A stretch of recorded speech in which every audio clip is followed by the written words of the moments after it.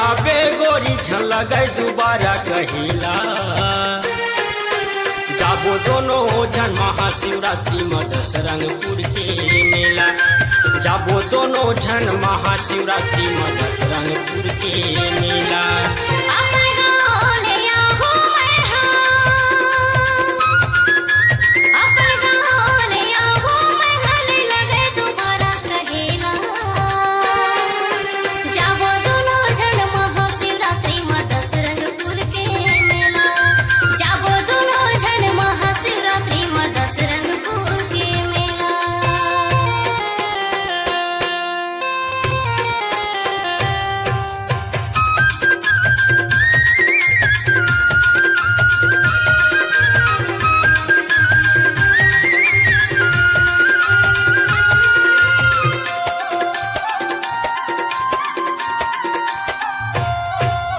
गुपचुप चाट खोआ जलेबी किस्म किस्म के खावा हूँ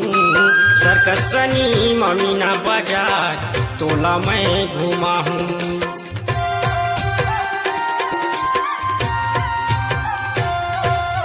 गुपचुप चाट खोआ जलेबी किस्म किस्म के खावा हूँ सर्कस सनी ममीना बाजार तोला मैं घुमा हूँ सर्कस सनी ममीना बाजार तोला मैं घुमा हूँ चरिया के भोले बाबा मनाबो चरिया के भोले बाबा मनाबो चढ़ाबो नरियर भेला जाबो दोनों जन महाशिवरात्रि मदस रंगपुर के मेला जाबो दोनों जन महाशिवरात्रि मदस रंगपुर के मेला।